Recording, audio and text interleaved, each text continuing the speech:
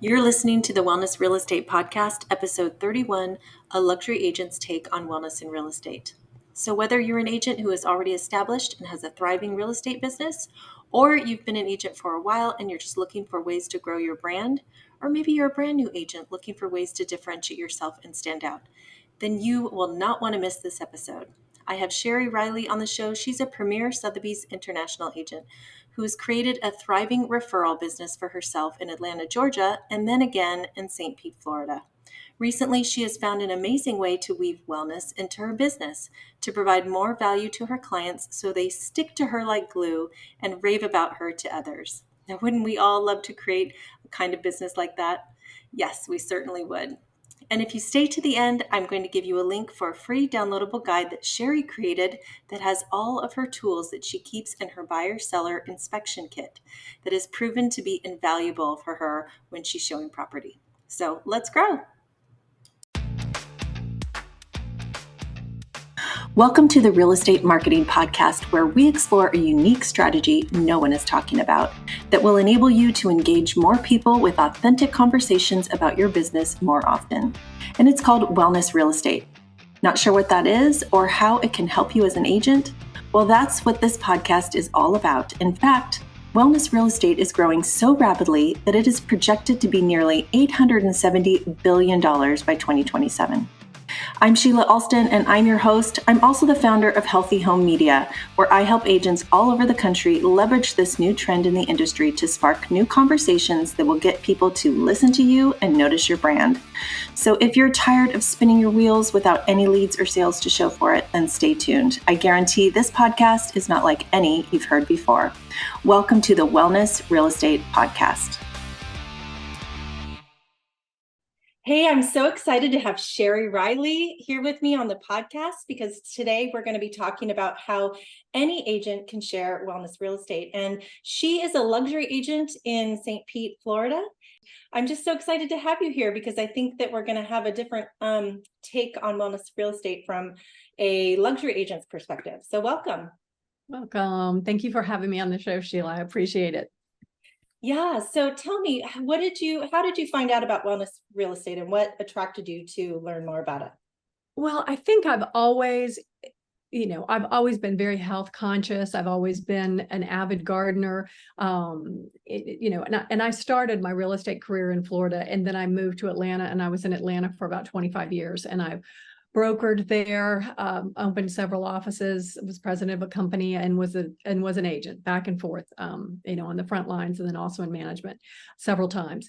And all that, that entire time, I was also, like I said, I was an avid gardener. I got my permaculture design certification. I was always very health conscious. And then because these are things that are important to you, we tend to evangelize about the things that we know about and the things that are important to us. And so in the process of showing properties, the things that really resonated with me, the properties that I was most excited about and the clients I was most excited about working with, especially developers, were people who had that orientation to, look, there's more to this than just sticks and bricks. I mean, it's, wellness is not necessarily, one of the things we were going to talk about today was air quality and lead-based paint and some of those things, and things that I've got a little kit that I bring with me when I go show property. Don't make a big deal about it. Don't whip the thing out all the time, only when I feel like it's necessary or in a tight time frame with inspections. But it helps me educate buyers a little bit about things that maybe they weren't, conscious of or hadn't zeroed in on, that when you're looking at buying a property or when you're looking at putting something on the market, what are things that we tout that are special about our properties? And wellness has to do with the community, the setting, what is your definition of community? Do you want, you want to be in a communal situation where you've got, and you and I were just chatting about the agri-hoods, how wonderful that is as a place to bring people together. Other people want pickleball courts, whatever it is. What's your definition of community? This is important, and it's intrinsic, and it's a big part of the process of trying to narrow down where you want to be. Where I am now in St. Petersburg, Florida, a lot of the buyers here are people that are downsizing. They're coming from somewhere else. They're not familiar with the fact that we have very humid climates here. I mean, they may or may not have lived in an environment like this where nature is literally trying to take your house back all the time. So you really want to make sure that there's certain things that are in place that may not have been important where they came from. So we sell, that's what we do. We sell. And we do need to keep our role narrowly defined, in that we put deals together. We bring buyers and sellers together, and really regardless of price point. I will say on the upper end, everybody's wish list is a little bit longer. And a lot of the skill that you bring to the table, it's not necessarily negotiating financing as much as it is, with the lenders and things like that. Hard things that you have to get past. People have the money to spend. They can buy whatever they want. They want to buy what they want, what they want. You have to help get those two parties together. So your negotiating ability, I would say, is number one. That's the most important thing in the luxury end of it. But then when they come to you, a lot of times people are at the stage in their life where this is their time to be rewarded for their hard work. And so they know they may not really know how to relax. They may not really know, they've been on a treadmill most of their lives in many cases. And so you're helping them to kind of slow down, catch their breath, and maybe point out some things that could be important to them at this stage in their life that maybe weren't earlier. And if you want to, treat yourself or have a wonderful experience, and take as good a care as you can of yourself, that maybe these are some things that you take into consideration when you're buying a home. So I think that's where the wellness fits in, and where our role, it is helpful for us to show people these things. When it gets to the basics of, say, I've got a young family, and we gloss over the things like, and I say gloss over because having brokered and sold a lot of real estate, I'm going to tell you, we fill these forms out. We make sure all the signatures are in the right spot. But lead-based paint, it's a thing. It's a big thing. And if you've got a young family, or you've got a young couple, and that they're thinking about having children, and you're showing them an older house that needs renovation, everybody says, "Oh, the seller." I'm going to say, I've looked at enough deals, thousands of contracts, my own and people that worked with me or for me. Everybody says, the sellers go, "Oh, we never had any tests. Didn't have any tests. We're going to give you what we have, and we didn't have any tests." And the buyers go, "That's okay. We're going to sign off. We got this brochure, but we might not have read it." Yeah. So you want to say, you don't want to spook everybody. Nothing is unsolvable. That's the other thing. Nothing's unsolvable. These are all things as it comes to, the things that can make you healthy or make you sick in your house. You can fix them. You just need to be aware of it. So what we want people to do is make informed decisions, and then have a really deep bench of specialists that can help you. If you find there might be an issue, let's go ahead and, drag them in and make sure that during our inspection period, we've got somebody that can go deeper on that air quality or the water quality, or, anything like that. So, and that's where you bring in the value, right? As an agent, because if you're just going to gloss over things and just say there, here, you've been warned with this brochure, but we're not going to talk about it because we want this, deal to go through really fast. You're doing your clients a disservice, rather than if you just expand your knowledge a little bit, and then expand your network to include some of these people that can mitigate this stuff. Absolutely have to. We are only as good as that team of specialists that help us. It increases our value exponentially. You really have to have a deep bench, and in many cases even more than one if they're going to be busy. Because the pace of sales and the way things are trending now, that's why I wound up just starting to carry a little kit with me. I'm going to tell you, I don't break it out all the time, but especially if I'm in a property that needs renovation work, or we walk in and it just smells a little funky, or the paint's crumbling on the walls, I'm going to break out that little handheld lead-based paint kit.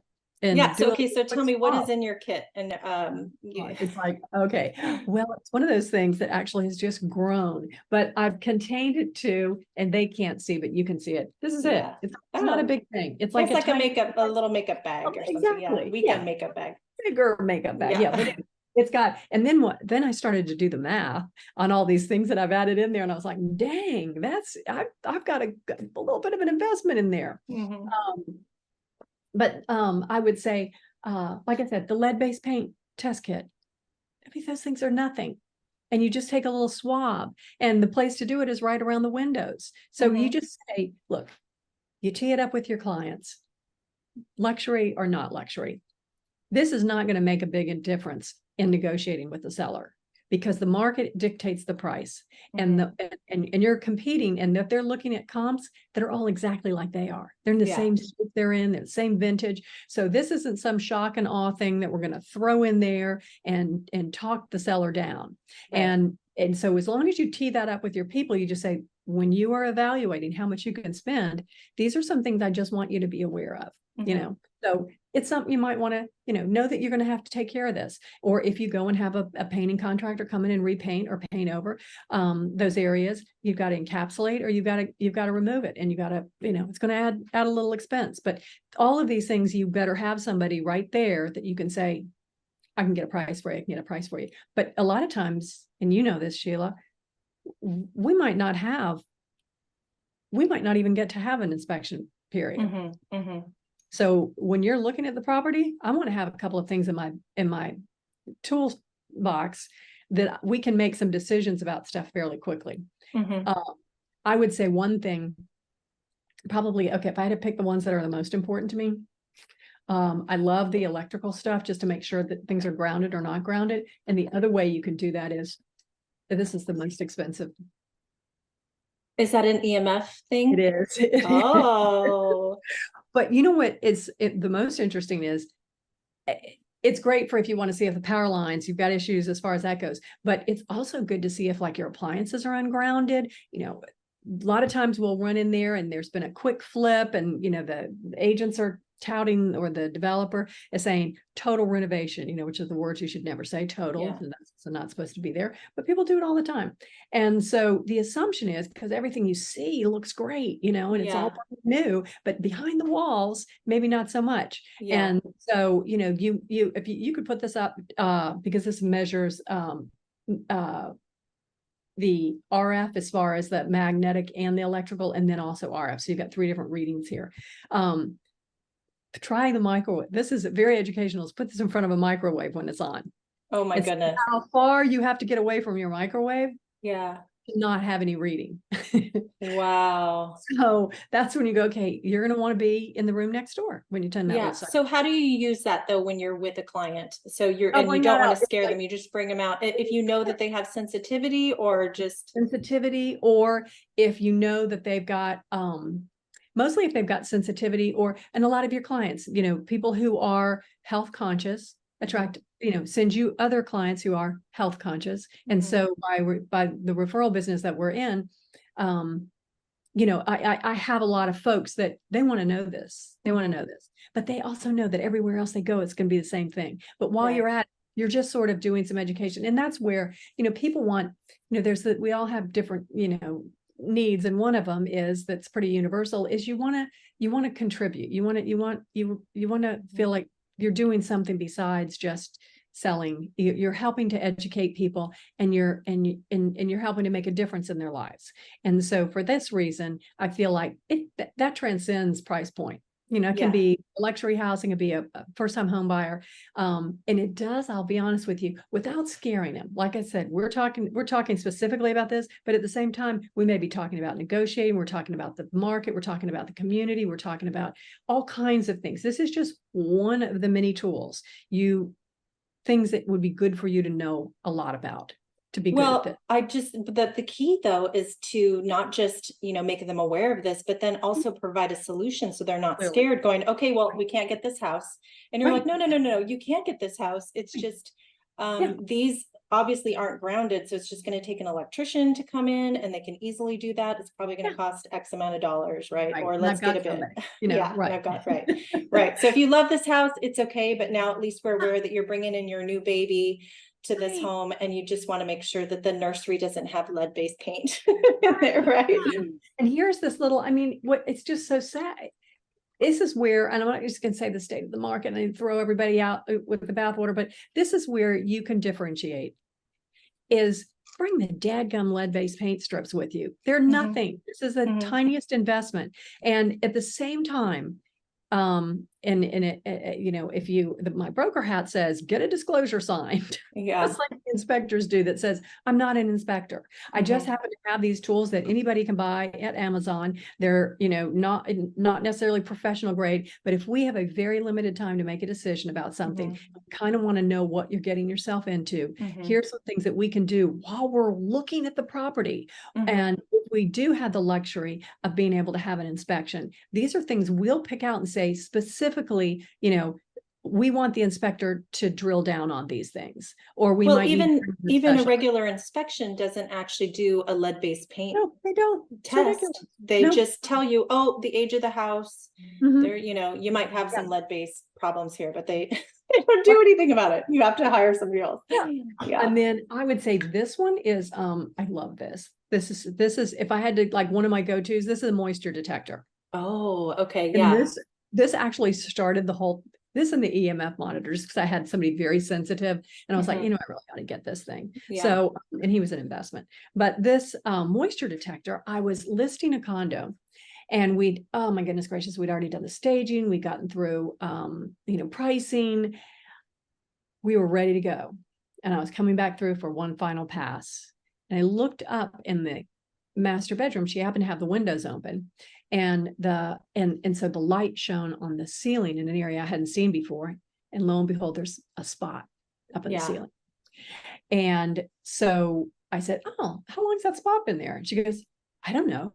And we were like, she's like, I cannot put this on the market until we find out. Yeah. And I agreed with her, until we find out if it's dry or if it's currently leaking.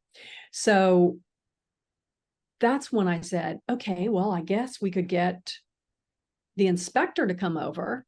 And I was like, you know, we got the photographer coming tomorrow. We're ready to launch this weekend. All he's going to do is put this same little thing up there. Let's just see let's just test this. Let's test it a couple of times. And then we can just say, you know, on your seller's disclosure, it's dry, and we'll check with the gal upstairs, and we checked with the HOA and to make sure that there weren't any, anything that had traveled, somebody nearby had an issue. And lo and behold, it was dry as a bone. But if I hadn't had this and gone up there and stuck it in the ceiling, we would have known that. Yeah. Well, what do you do though if it wasn't dry? Then you would just know that you need to have a mold mitigator. Everybody's insurance companies get involved. You know, with condos, then it's either the guy upstairs, yours, or the condos that's in between the walls. So everybody gets involved. But the other thing that this is good for when you're showing, this is wonderful for when you're showing. Because how many times have you gone? Because water can mess you up and can be a sign of much bigger problems that you don't, you know, if you're going to have to buy as is, you're going to want to know you don't have any moisture or any current leaks. So especially if you're in a condominium, or the best place to check is under the windows, you know, just to make sure that there's no issues. So I will pull this puppy out probably more than most things. Well, and I think that, you know, sometimes agents, they just don't even think about that. But I think that when you do think about that, you are becoming more of a wellness focused agent, right? You don't necessarily have to call yourself a different kind of agent, but you can start educating people and let them know that you have this wellness focus that not everyone has. And you and I have talked about this before, that you know, you want to niche yourself a little bit. I mean, to show that you've got this expertise, but it better be one of a lot of expertise. You know, it's good to be, but they want to know that you've got a successful track record, that you are a very good negotiator. Your testimonials will show that, your dollar volume will show that, particularly your testimonials will show that. I had one, a good one this past 2 weeks. And I actually got a testimonial from the agent that was on the other side of the deal. And it was a multiple offer situation. And the seller, unbeknownst to me, had written a letter to the buyers that they got at closing. And she said, I just want you to know that you, and you know, she said, I just want you to know you have an amazing agent. It was because of her negotiating skills that you prevailed, because there were 3 offers that were exactly the same price and they exactly the same terms, and they were well above the list price. So she could have taken any of those 3, but she took ours because I bonded with that agent, the listing agent, and worked very closely with him, had the lender call them and tell them how rock solid the buyers were. And we had a bunch of little bumps along the way, but we closed and so everybody was happy. But that's important. That's when you're sitting there on the hierarchy of what's important to the buyer. Do they trust you? And do they trust you to have their best interests at heart? I think that having the wellness focus and showing them things that they may not be aware of. I've had a lot of clients say to me, wow, you really take this deep. I mean, you're looking at more, you're helping us to look at things that we would never have looked at before when we're trying to make our decision. And so they love that. But they also love that I'm a good negotiator, and they love that I have great market knowledge. So you can't let the basics slide and put all your eggs in one basket. You better be good at all of those things. But I think the health and wellness, knowing what you do about that, gives you a competitive advantage over other people who are good at those other two things. Because there's a bunch of people that are good at the other two, but not necessarily have any understanding of this. And as I said, like the lead-based paint, people just gloss over it. Oh, it could be potentially negative. We're not, we want to paint only the rosiest picture and downplay anything that's a negative. No. That's how you get sued too later on, right? Exactly. Like you don't want to informed. Just want people to make informed decisions. Remove yourself from the outcome and just make sure that they make informed decisions. And they will stick to you like glue, and they will tell all their friends, and they will, and those friends will tell their friends, and then you've got a referral-based business, so you don't have to buy billboards or anything, Yes, I know. And that's gold. That's so awesome.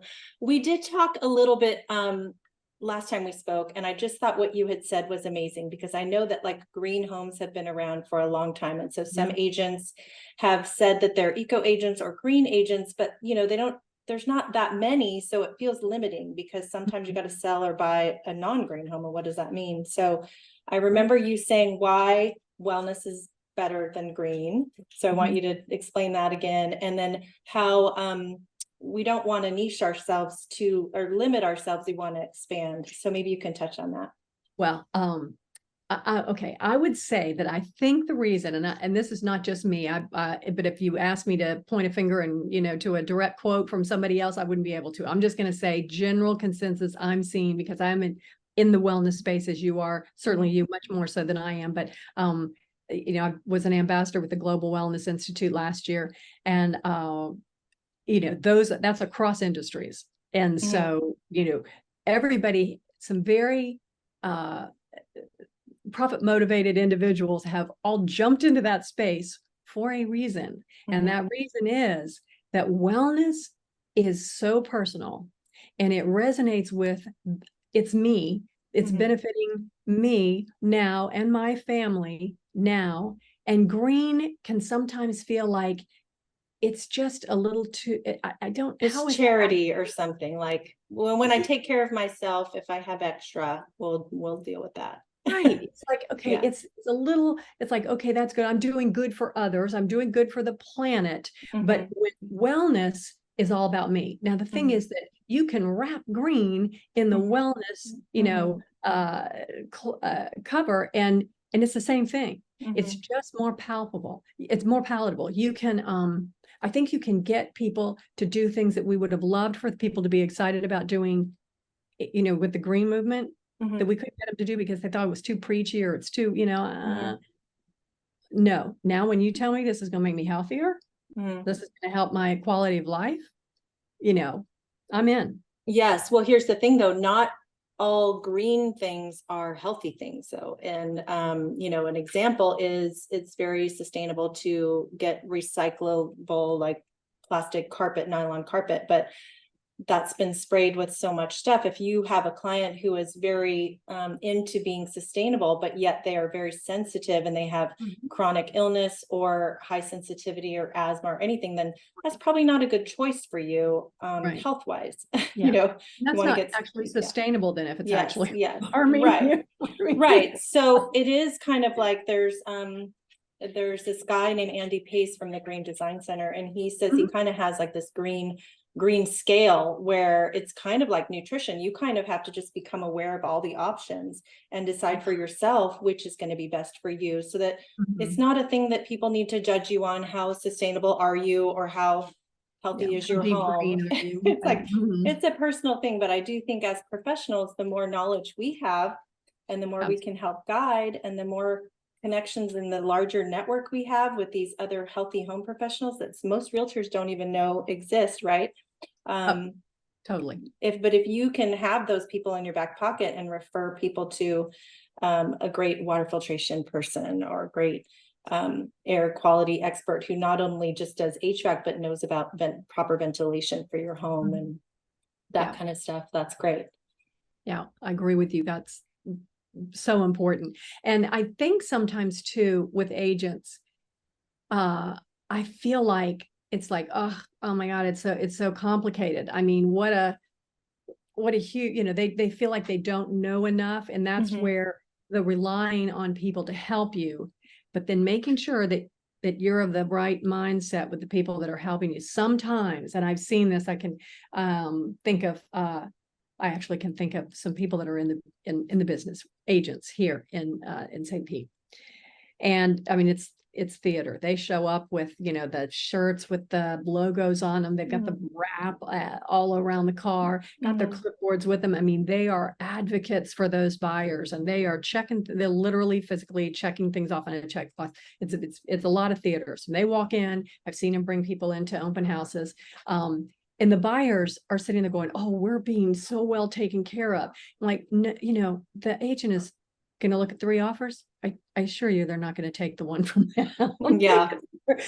So the specialists that you bring along with you too, you want to make sure that they understand, like my inspectors are great, but they're really good at giving people potentially bad information, but in a way that says, let's all put it in perspective, So, sometimes to prove that somebody brings value to a situation, they create a bigger issue than something really is. And so I like to make sure that everybody I bring in is not going to stress my people out. They're smart. They know what they're doing. There's no problem that can't be solved. But it's just pick your folks carefully, because you don't want the theater. You don't care about that. You want to get to the finish line.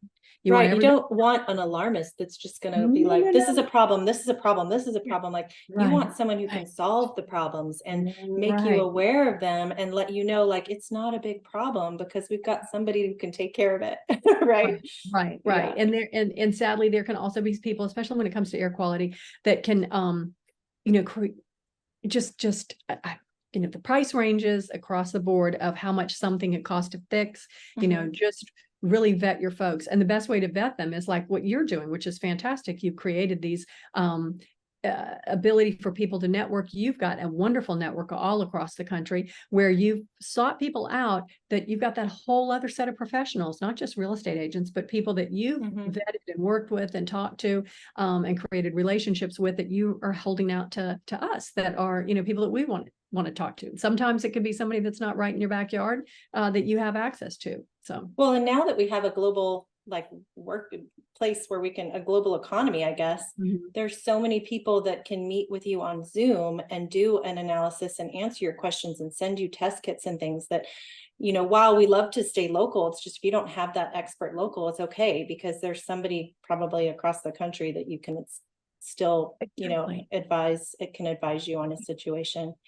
so I I think would too is great. Yes, I do. And thank you for that compliment. I do. I feel like when I started diving into this wellness real estate, the first thing I thought about was, gosh, everybody wants to be well. I agreed with you on that. And I thought, why aren't realtors talking about this? This is the real estate industry, and Global Wellness Institute calls it wellness real estate, but yet no realtors even know what it is, or, they're not talking about it at all. And I did find there was a home in Beverly Hills that was marketed as a wellness house several years ago.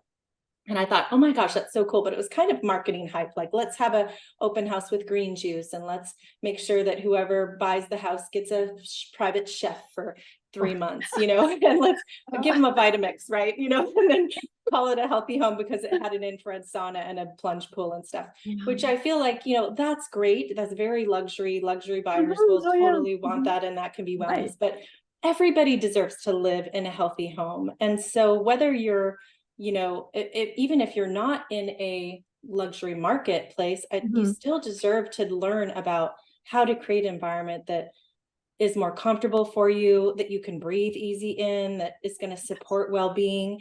And there's so many ways to do it. I just was like, oh my gosh, I got to tell some agents about that. And there's so many, like I call them healthy home professionals, but that are trying to educate the world on the same kind of topics, right? So how can we bring these people together, and well, how you're can doing I mean, you did. And so I guess what, and I shouldn't have jumped in when I did, but I guess what you're telling me is that then you decided to do what you're doing, which is these two pillars, which are great because the symbiotic relationship between the two orientations is great. So, you're helping those folks get together, and then you're getting us together with them, which I think is a great idea. Well, I did on the magazine, I know when you were talking about, it just doesn't have to be expensive to be good.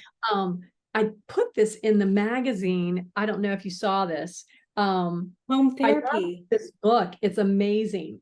And it's interior design for increased happiness, boosting confidence, and creating calm. So when you talked about like little teeny things that you can do that just create, areas in your house that give you, just what to do with every different space. So that's a good one. But home therapy, you can get that advice without, it doesn't have to be somebody right down the street. It can be as simple as declutter, and every agent will talk about how to declutter, but you don't realize the reason why we want to do it is not only because it looks nice and buyers can come in, it's because the feeling you get when you see clutter is stress on your mind, right? And that can be a total turnoff. And so little things, and color psychology, everybody will say, paint your house white if you want to sell it, but there's different shades of white. Some white is going to make you feel like you're in a hospital, and some whites are warm, and you don't want to open a can of worms and make everything else look bad because you painted the walls white. So there's kind of a art to making sure you pick the right colors. Right. And when you said art, that's the marketing adages, especially in our business, you want, when you're touching base with your clients, you want to mix a little art, a little science. So when you're sending we call them flow pieces, which is keeping people in flow, you're staying in touch with your folks, have something that's oriented strictly to, there's the stats on the market. Here's what's going on in the greater market, and maybe contract and, deal little points that, everybody needs to be aware of, stuff that's going on, just science. And then the art aspect of it. And the art aspect can be, and then community, is part of that. So I would say that's why the wellness magazine and the newsletter is great to be one of your art, and even though it is science, it's not the hard facts, so you hit them with in another whole nother vehicle, they're not even connected. You make sure that you've got that covered, and you've got that, and then do the wellness as well. And that's a very important aspect too, because I do think that there's agents that have signed up for my membership where they are getting all of this information on wellness real estate, and then they put it on autopilot, and then they're not doing anything else. And I'm like, well, this is supposed to be a supplement to your regular local market stuff. How is the market doing? You got to have your stats. Otherwise, if you're just talking about wellness real estate, people might think, are you an interior designer? What are you? And you need to be talking about real estate too. And you do need to have your face out there, and you need to be talking. I love the video that you did about your newsletter. And if you can remember what you said, I'd love for you to share it, because I get questions from members all the time who are like, how do I talk about this? And if I back up a little bit, I have some people in the community who came into real estate because they love and have a passion for real estate, but they also were, like health coaches in another lifetime, or they're building biologists. So they're trying to bring it together, and they get kind of confused because they want to talk about their health expertise, but they're not sure how to, because I just talked to another agent. I was like, you want to make sure that front and center people know you're the real estate expert, right?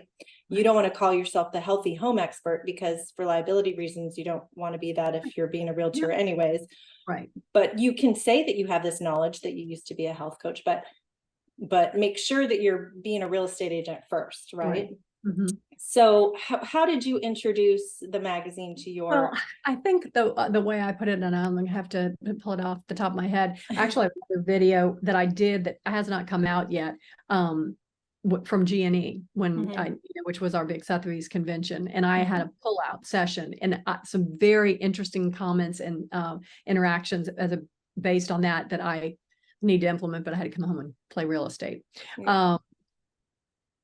Basically pull from what you're passionate about and you could weave in your expertise and paths and say, these are things that I have an orientation to. These are important. They've always been important to me in my life. Well, health and wellness is a priority for me, as it is for so many people. And so the opportunity to weave that into my real estate business is something that I look forward to doing and sharing with you all, things that may not be available, you may not be aware of right away, and just know that I have this additional expertise, and I've got this whole cadre of people that I work with that can help us. And it's just one more value that I add to the experience of working with me. Not only am I, a good negotiator, not only have I, have tremendous market knowledge, you'll hear about that from me as well, but I'm also going to put these things in because I really feel like, especially post-COVID, everything is just much more important to people.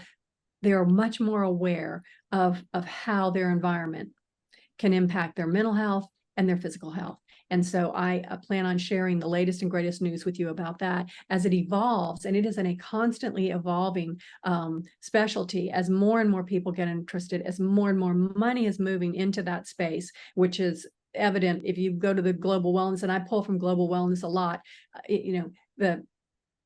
everybody's in that space, depending on whether it's, so basically what everybody wants is and COVID helped us move towards that, was they want home to be sanctuary. So how do you make home sanctuary, your place to de-stress, to decompress, and there's so many ways to do that, saying that it's not just you personally, but that you bring all these people along with you. They're just part of your team. They're part of your sphere of solopreneurs or whatever that support you and you support them. I think that's the best way to put it. It's just me being the best I can be at what I do. And that's to make sure that I'm always looking on the horizon, and anything that I see coming up that might be something we need to be aware of, we're going to be on top of it. You can count on that. So yeah, I love it. But I have to share with you, when I was at G&E, which was, of course, the global networking event for Sotheby's, and we had it in Las Vegas this past year, and there people hadn't seen each other physically in that kind of a forum in probably 3 years. So they were ready. Yeah. So it was a crazy 4 days. And I did a breakfast pull out on wellness and real estate.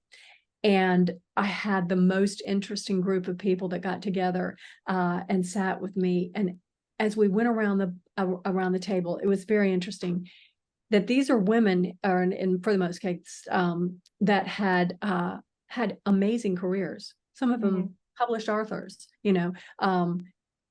had spas that they had owned, might still co-own, things like that they had this expertise that they sort of sat on because they didn't know how to bring it in to their business. And they said, oh no, I'm a real estate agent, so I got to kind of keep that over there and not let anybody know I do that or have that expertise.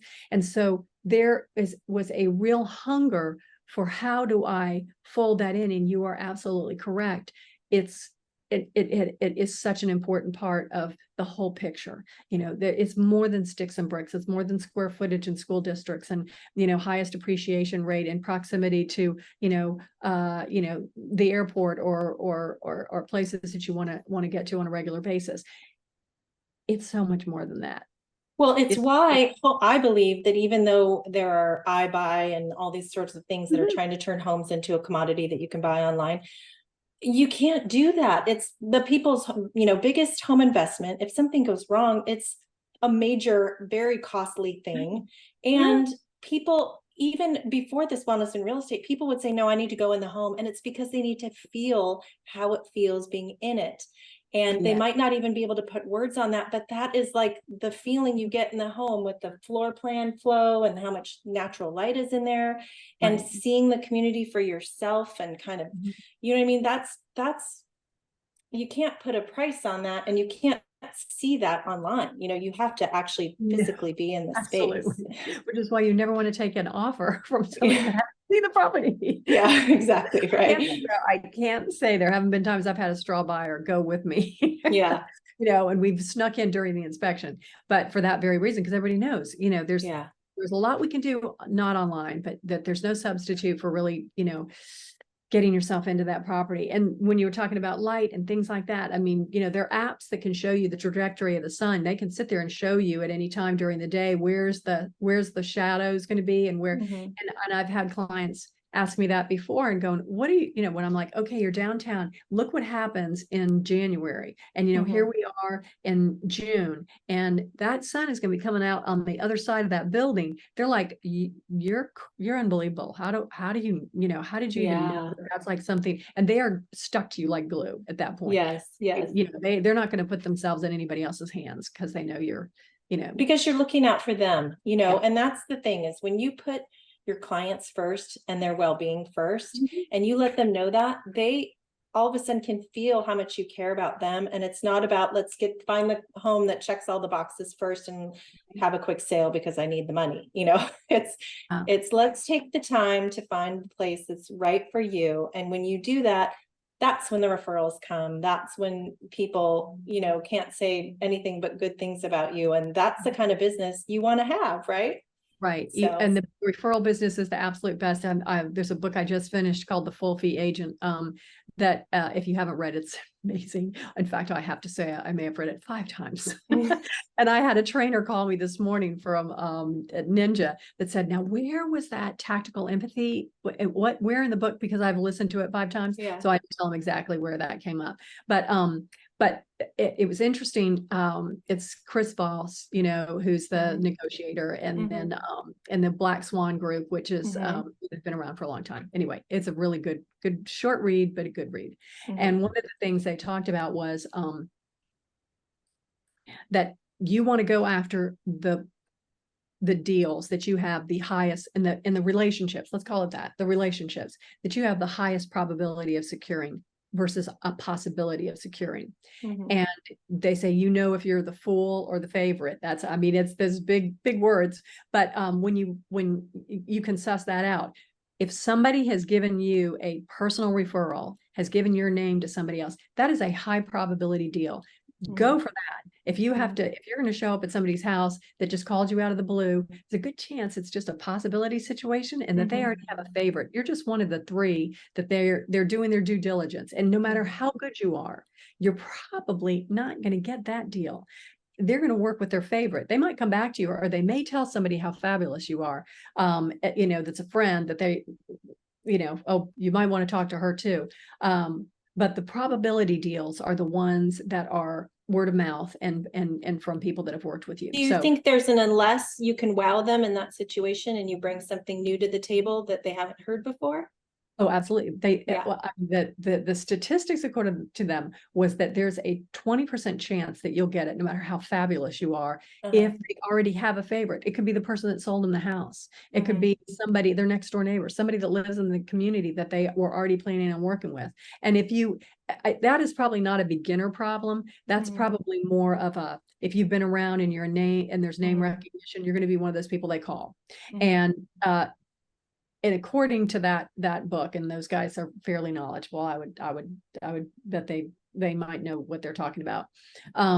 They said you've got about a 20% chance. It's not a definite you won't get it, but you got about a 20% chance. They've already made up their mind before you got there. They would love to take your information and tell the person that they're planning on working with, oh, I love this marketing plan. Are we going to do this? Yeah. I like that part that you. Yeah. So, but the other is it's high probability. And so you can be a referral. And for somebody that's new, it doesn't necessarily have to be somebody that referred you that you did a deal with. It's just somebody that you've been in communication with and sees that you've got this breadth of knowledge. Not only are you familiar in the marketplace, but look, you bring this additional area of expertise, and you have a way of looking at things that helps people really zero in. And then, especially if you can get some testimonials, just get a few testimonials that say, wow, she brought up things I never would have thought of it. She's so knowledgeable. Her experience is so deep. That's the stuff that then you get the calls. And those can be, if it's somebody out of the blue, and especially buyers, and they're coming from somewhere else, then that's a high probability. Well, that's actually a really interesting thing, because you've been in the industry long enough to see how it's changed with the people being so comfortable with just looking up real estate agents on the internet, right? So referrals a few decades ago, I feel like were probably, I mean, they're still important today, but they carried so much more weight because they couldn't just go online and look up someone's website or Facebook reviews or whatever. But now, you know, I don't know, do you find that people are still asking who's the best agent, or they're just going straight to Yelp reviews, or what are they? I would say it depends on who they're working with, quite frankly. If they've sold something and then they're going to buy something. I don't think a lot of agents, when I think about, you know, when you're saying way back, and I can remember in the brokering times, I mean, you would beat this over people's heads all the time going, you know, ask for that referral, ask for that, you know, where are they going? See if you can place them with somebody, but they didn't have any relationship with those people on the other end. And so the agents were hesitant to send somebody somewhere else because they didn't know that person. And they didn't know the experience that they would have. So it was less likely to stick, and they were less likely to have any part of their business be focused on that. So I think it depends on the culture of the company that you're with. I spend a lot of money, as do many of my friends in the firm that I'm with. And you know, this is not, you know, if anybody cares enough, they can look and find out what it is. But the culture for referrals is so ingrained in that particular organization that I would say probably 60% of my business is referral from other agents in other parts of the country. And a lot of that is because I'm in several networking groups, and then we travel. Now I'm not traveling. There's only 80 people that are going to be at it, but they are huge performers. There are people going to Arizona next weekend. I'm missing out on that. There's a group that's meeting in New Jersey. Many of the regional companies will have their annual meetings. You go to those. Last year I was in Boston, I was in Denver, I was in and then I was in Vegas for the big one.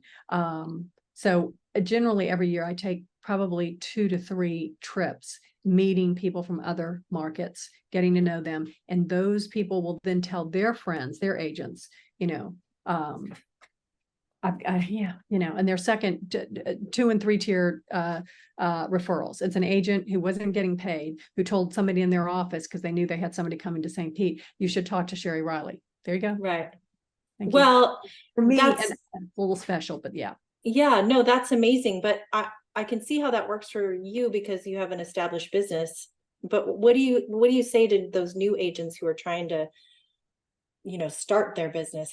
Should they be networking with other agents too, or absolutely. And then it's the best practices. Like you've got that, you know, you've got a little your group, you know, where there's some synergy with, and you're doing a good job of bringing people in from multiple, especially people that are in smaller companies. They don't have that. They don't, or they're in a company that the culture is just not that ingrained, that's something that you do.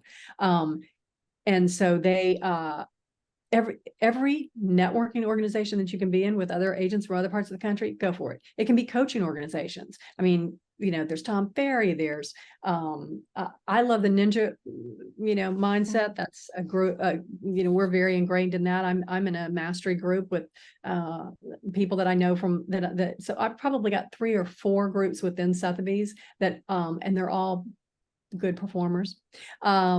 But the other one that I'm starting up, which is this one that's got the little bit of the wellness focus to it. And that's just, again, you know, do that for your firm. I mean, if it's something that's important to you, I think, you know, the regenerative folks meeting in Maine. Yes. Alyssa and Neil Collins. Yes. Well, coincidentally, I'm actually going to be in Saco, literally the exact same time, but I'm there on vacation. I'm not, you know, so I let them know. And I don't think anybody's supposed to go. That's, you know, you're either there, you're not there. And I don't want to mess with the energy, but they said, well, you can come over and just like sit in on one session or come for a meal. I was like, oh, I would love to do that. They're so kind. And it looks like it's going to be an amazing event. And had I not been traveling so much already this year, and I'm on the West Coast, it's harder for me to get there, but absolutely. I was like, have it, because they live in Washington and my family's in Washington. I'm like, next time if you have it in Washington, I'll fly up there. A lot of people are on that side of the country, a lot more, it seems like a Yeah. lot of folks. Yeah. But I was looking at that little network's growing. I mean, they've got a bunch of people in there now. So there is find your people. Okay. That's it. Find your people. And you know, and as I said, this is something so wonderful to evangelize about. It's something to know more about. Our every time I get on one of your podcasts or read something that you've put out, among some of the other people that I like Wellness Within Your Walls, you know, Jillian Broussard. I know Jillian from Atlanta. I've known her for years and years and years. And when she did the Ecomance in 2012. What was that? It was Ted Turner's daughters, Laura Seidel and her husband. Oh. It was called Ecomance, and it was a luxury show home in Buckhead. Oh. And so it was very interesting. There's a guy that we both know, and he was a top architect in town, Bill Harrison. So anybody listening to this and knows that from Atlanta knows that is an iconic name in Atlanta. And Bill was a great speaker as well as a great architect, and he had a lot of buildings that he had designed through the years in Atlanta. Anyway, so he was the architect, and I remember being there for the opening, and somebody had said to Bill, well, you know, how can this be ecologically you know, sustainable if it's a luxury house? You know, it's kind of an oxymoron, you know. And he said, well, look at it this way, you know, if you can continue to build homes like this, artisans and people who specialize in, you know, the materials that are eco-friendly, that, you know, the craftsmanship, some of the systems that are in place here, you need some wealthy patrons, quite frankly, to pay the bills so that the technology can get to the point where it becomes accessible to the masses, or that the lovely people can make a living and support their family doing something that is meaningful work to them. So I thought that was actually, you know, well, some of the research and the science and all that stuff comes out, and then it's adopted commercially because businesses want to help their employees get more production out of them and feel better and, you know, produce more.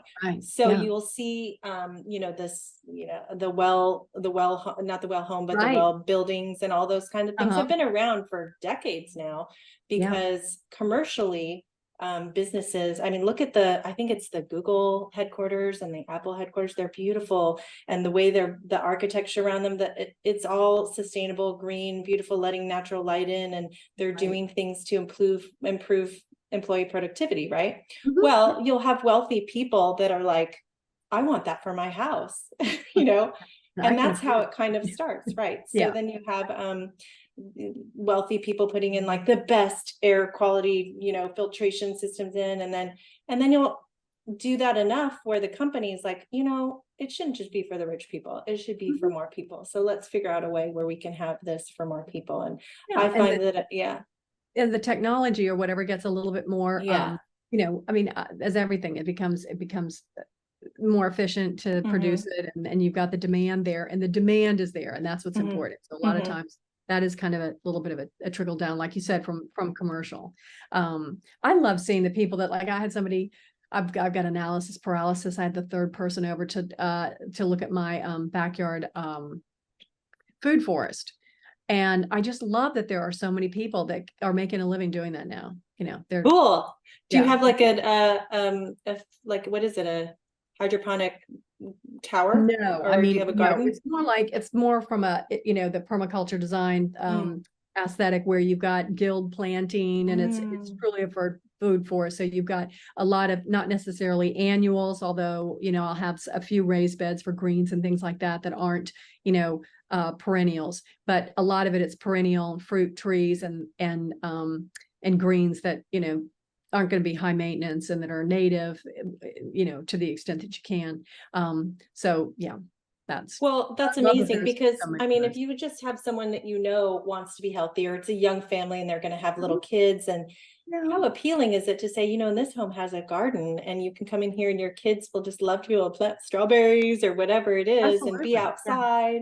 And if you can create an environment that supports healthy living, you're going to be, it just is that much easier to create healthy habits, right?